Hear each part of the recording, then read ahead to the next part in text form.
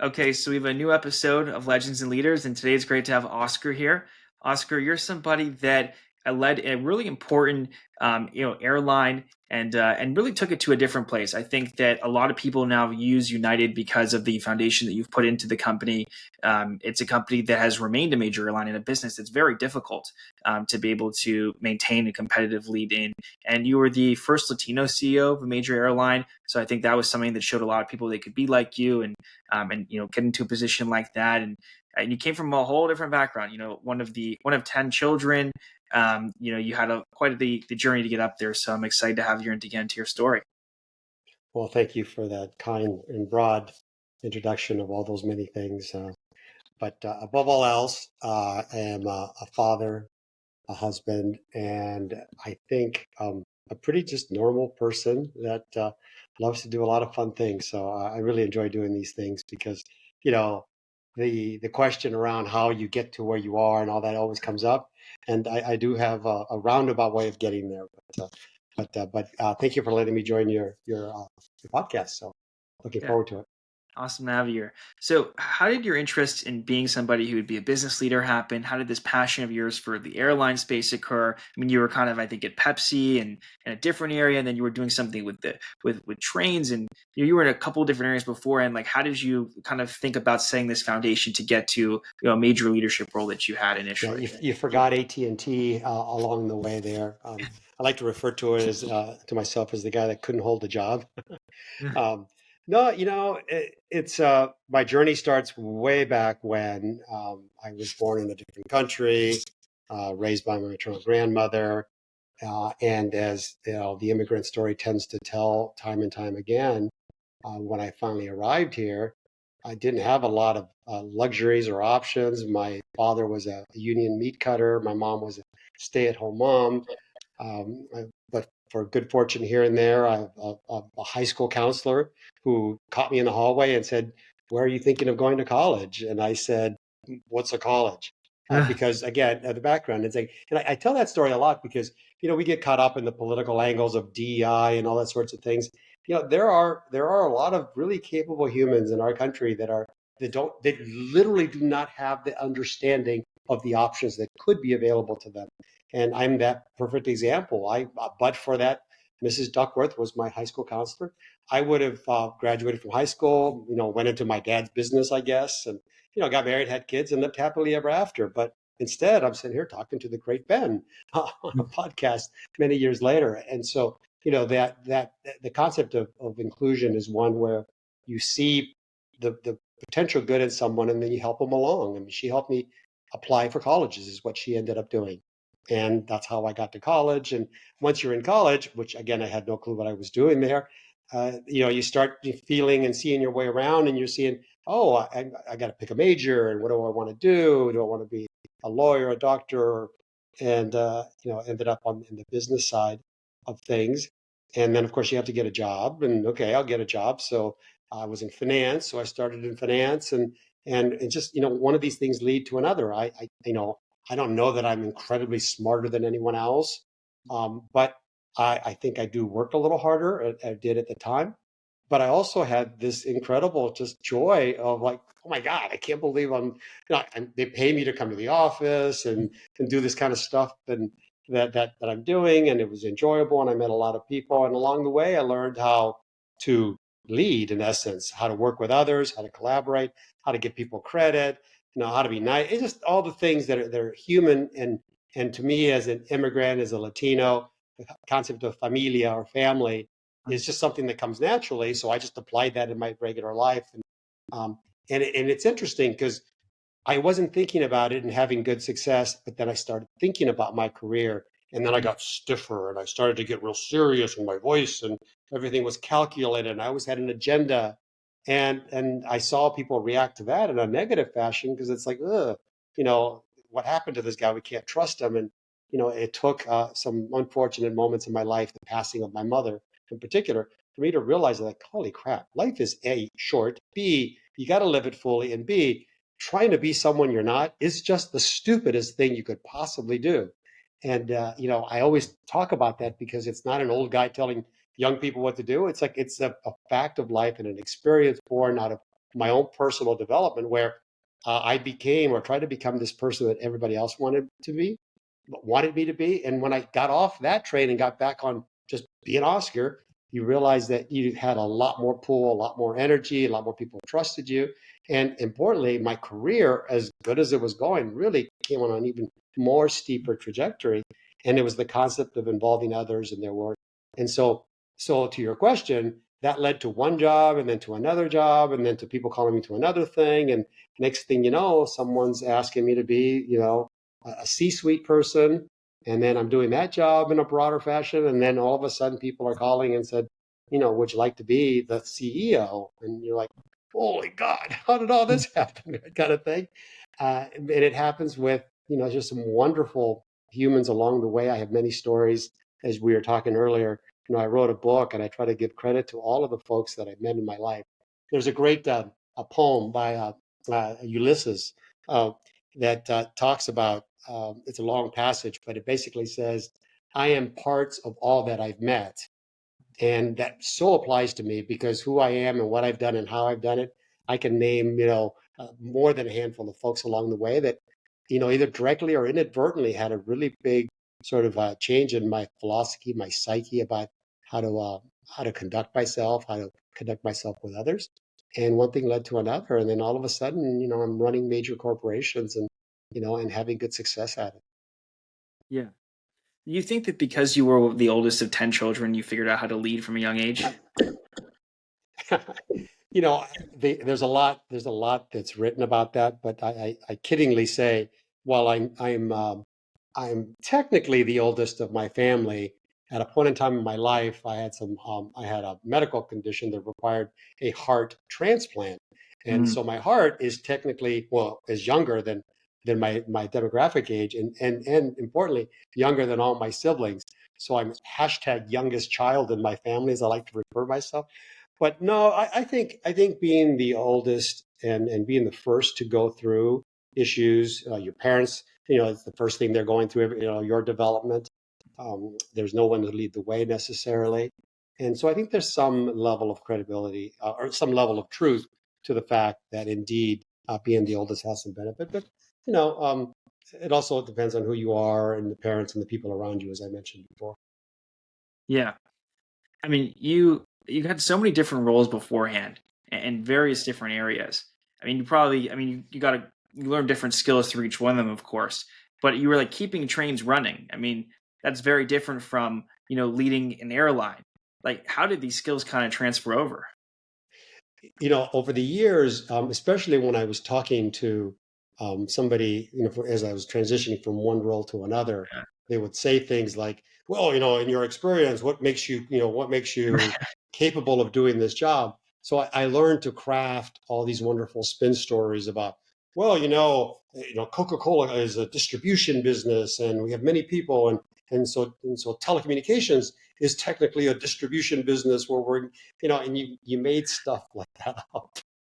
At the end of the day, I think the common thread for me has been I've always worked in businesses that require are big and complex, require a lot of human assets and physical assets to work together as efficiently and productively as possible to generate a good outcome for your customer. And so from telecom to freight to humans traveling to the Coca-Cola and Pepsi-Cola days where you actually had a physical product, it was always to sort of delight folks and do it as effectively as possible. So the common thematic is humans and humans working together, humans providing a level of discretionary effort that gives a little extra to that cause. And for me, as a growing leader, was how to get that out of people when you're not watching. The flight attendant you're talking to or the gate agent when you're traveling, there's no one watching her or him in the interaction. They have to want to take care of you, especially if you have an issue.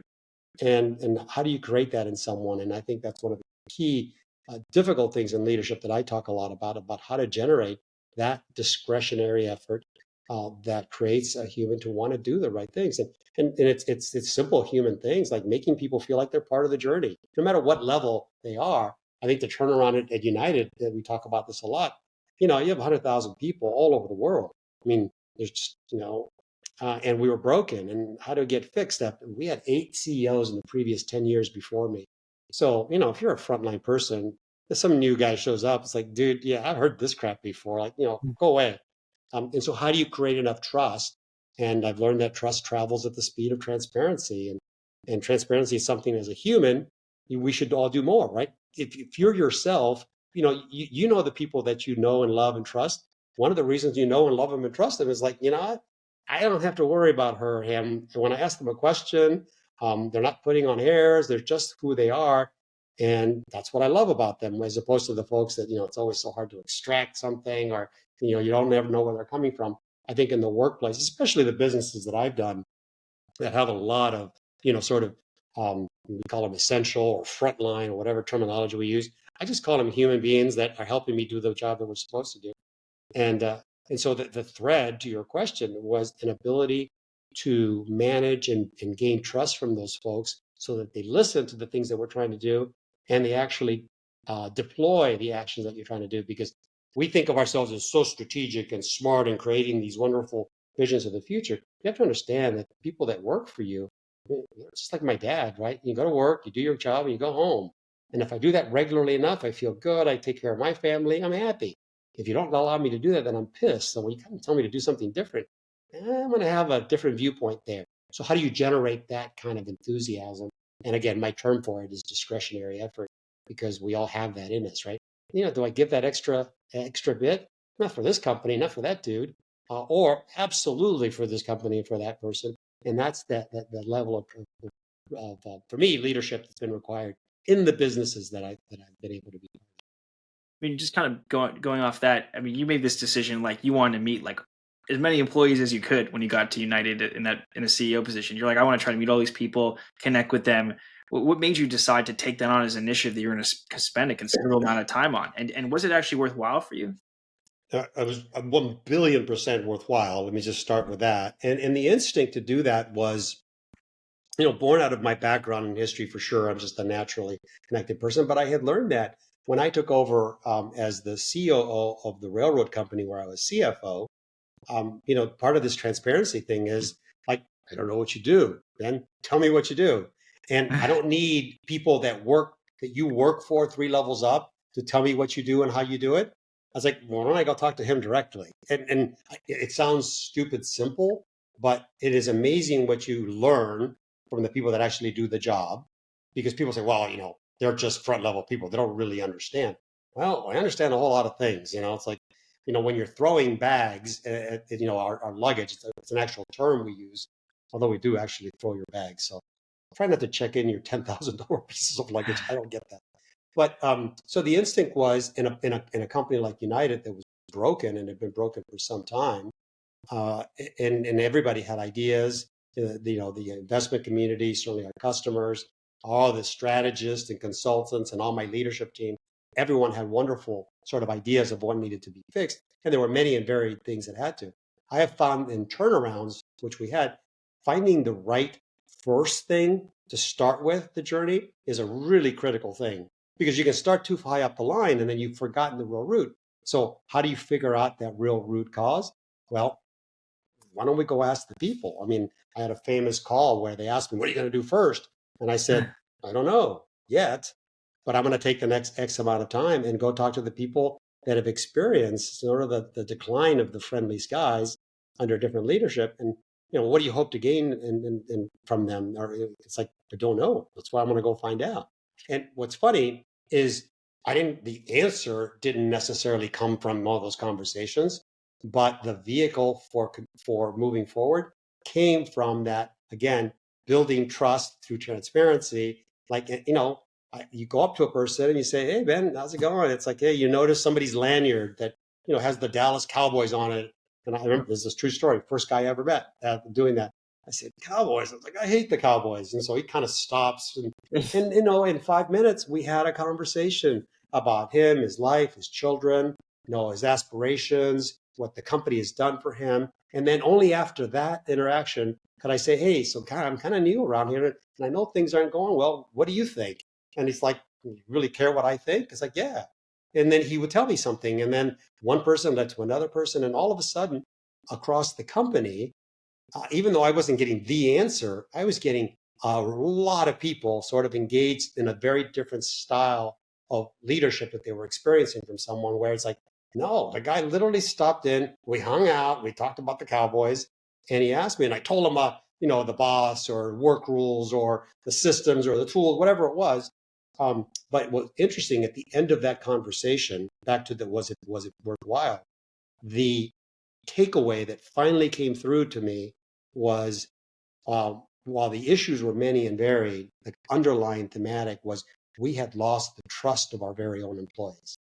They had gone through so much and so many changes that no matter what brilliant strategy I would have brought to them, they would have been, this sounds like the last 8 guys. So I'm going to just keep doing what I do. Instead, they're like, oh, you know what? I talked to Oscar. I told him that or whatever that. So it resonated with them. Therefore, my voice resonated with them. So therefore, when I spoke and I told them things in a very transparent and truthful manner, in my mind, that's what was really the critical thing. So yeah, that what is now dubbed as the listening tour was simply an instinct for me to go find out the source of what I could start with first to begin to rebuild the company. Yeah. It's something that sounds like so simple, but it just wasn't being done. Just to talk to people, And just trust me, communicate with them. I talk about this a lot, and people, and very quietly, CEOs and leaders in this country, which I never name, like, well, we'll call it, okay, Oscar, I know that's your public persona, and you're this big listener guy, and I have this phrase of listen and learn before you lead, and that all these axioms sound really cool when you write a book and all that stuff. And I'm like, no, I'm not making any of that up. It's like, now, it's very difficult because it sounds so simple, but the act of listening, genuine, truly listening, is not a not a not a not a not an ability or a skill that many people have. They think they have. Oh yeah, I listen all the time. Yeah, I went out there and I had 20 people around me, and we took pictures, and I heard from the people. Mine was different. It was, I mean, all of us as humans know when you're talking with somebody, if they're looking behind you and looking around or not really paying attention, when somebody's truly listening. And when you deal with people like I do in our company, frontline people that they're hard workers. There's no airs about them. They can immediately spot the bullshit 100 miles away. And when somebody's sitting there listening, it's like, well, he hasn't left yet. He's got no cameras. So when I talk to people, it's like that was my approach and my style and my personality.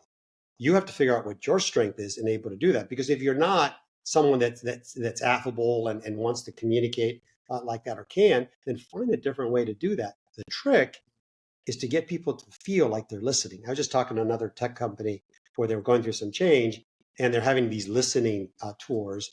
And I said, have you talked to the people that are part of that tour and what they're getting out of it? I said, what do you mean? No, we're listening to them about this change we're making. I said, I suspect you're telling them what the change is going to be, and then stopping with 2 minutes left and saying, all right, well, anybody have any questions? And they feel like that's not listening. That's projecting. That's telling people what to do. So I said, do me a favor. At the next one you do, just stop for a second, find 2 or 3 people and ask them honestly what they thought.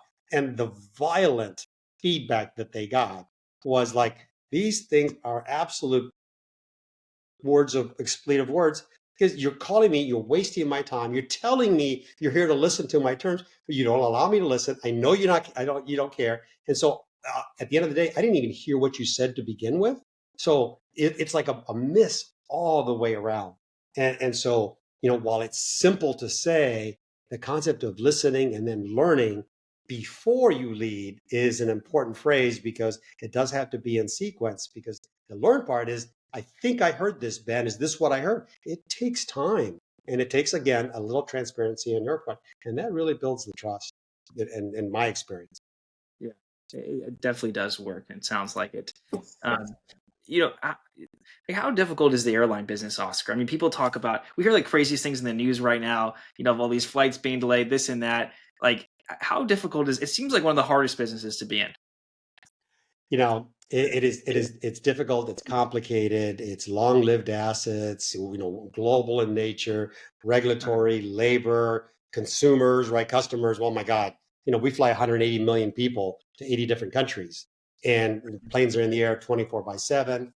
Any one little thing comes up, you just complain to anyone, and everybody jumps on that bandwagon. And then what you're experiencing now, one very serious incident with a Potomac crash with American Yeah. Airlines, obviously, which does not happen very often. And then all of a sudden you have the Delta twirling and losing its wings. And now the media picks up on it. So every little thing that happens is now being highlighted because it's top of mind. And so we get a sense that, oh my God, what's going on with the industry? So there's, fundamentally, there's nothing wrong with the safety approach that the industry takes, and very safe to fly. You are seeing a little bit of that, but it is a difficult role because of all those things I discussed.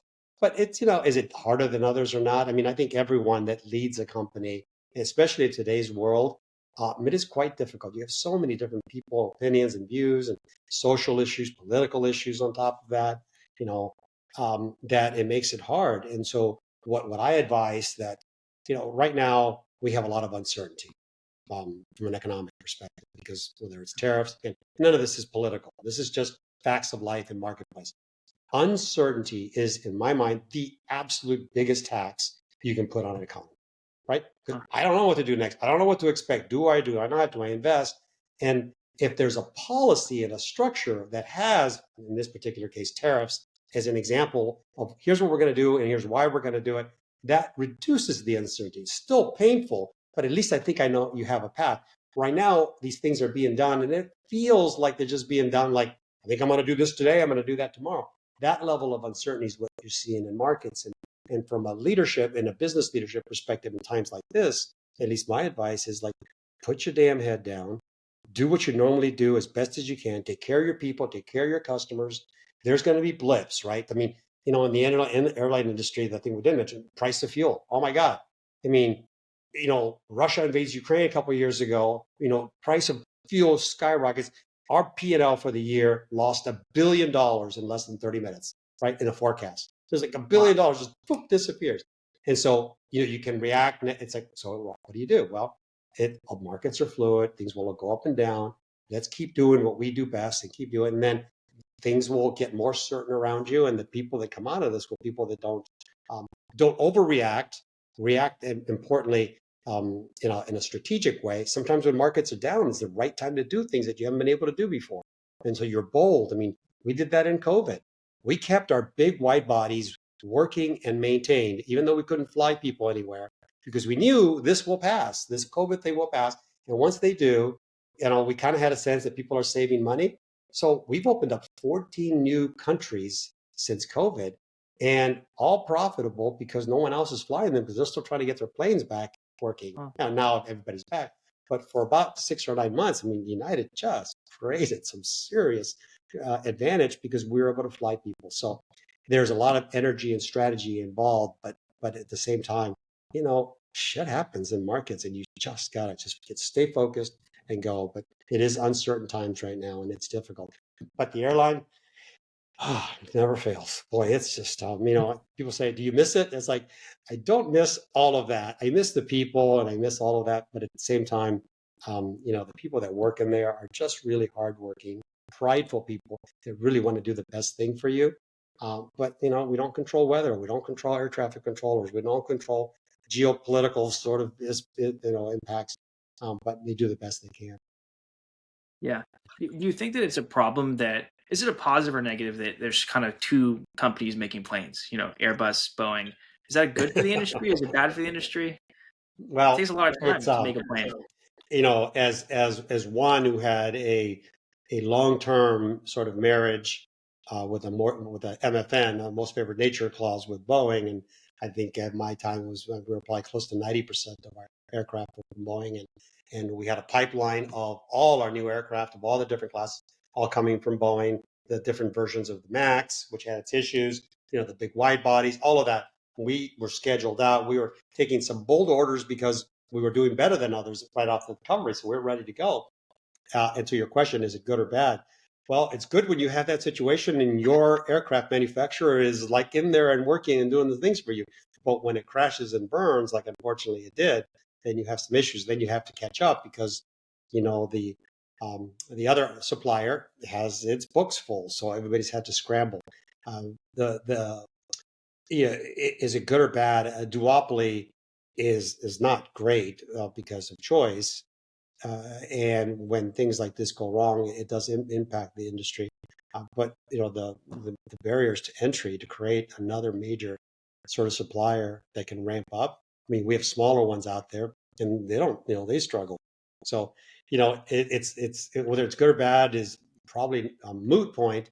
It is the point, and there's no one in the near future that's going to manufacture until we manufacture something that's different that doesn't require that kind of thing. And you see a little bit of that coming on. You have some new stuff in the future. I'm part of two. One is Boom, which is a supersonic, which will be really cool to have. And then you have these electric vertical takeoff and landing (eVTOLs). They're in essence,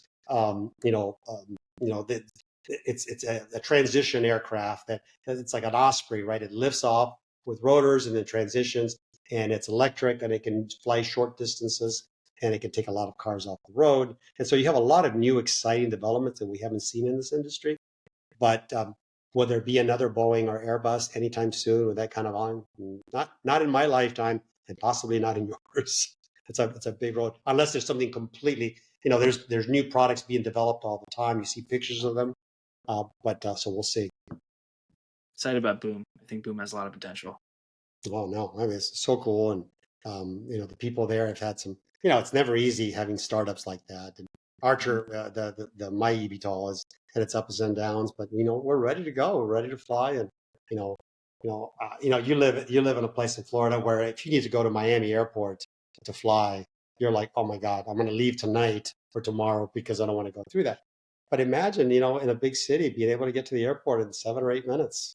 It's like, I mean, that is a life changer for most. And so that all these things have applications, and of course, Boom being supersonic, the ability, not quite transcon yet, but being able to get from New York to Europe in half the time, and getting from the East Coast or the West Coast to the Far East, and again half the time. That's life changing for a lot of us to do business, and it makes for a global marketplace, unless we have a lot of tariffs, and that's a whole other conversation. Just the last question I have, Oscar. Like, what do you want to do Sure. now? You've done a lot. What's your kind of vision, your future aspirations at this point? It's simple. It's great to build your life and your career to a point where you can now absolutely choose what you want to do. And for me, it's a period and a phase of giving back in some ways. There are many interests I have, but I had a heart transplant, so that whole world of transplantation, organ transport, how to get people their heart in the right ways, how to get the bureaucracy of the government. I work a lot in that space with the American Heart Association. Um, with companies that are providing those level of services and providing early input to your health, so you don't have the situation that I did. So I work in that space.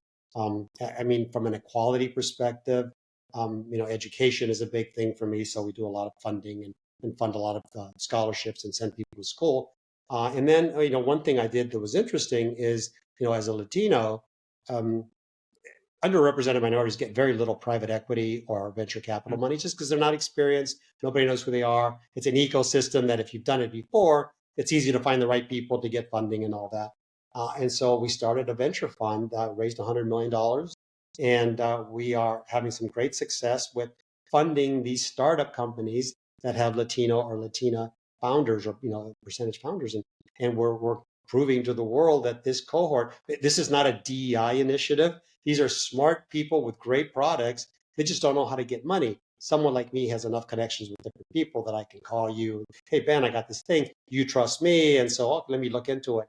And we're having a lot of great success in helping those folks get their feet in the door, their product in the door, and then watching them really take off has been really exciting. So there's this kind of giving back aspect of that. Politics is not in my future. I get a lot of calls for that, and it's like, I am not going there. I got a call today to go run the U.S. Post Office. It's like, no, thank you. And so I do a lot of those things that I think are important to give back. And so I always say, Oscar, what are you doing? I say, well, I am very busy, I am healthy, and importantly, I am happy. And that seems to cover the day, and that's an important part in this phase of my life, to do those things while still having fun doing other things that I love to do. surf and golf and play tennis and go skiing and, all the different things and be with my friends and family. So it's a That's nice awesome. part. Yeah, that's awesome. I mean,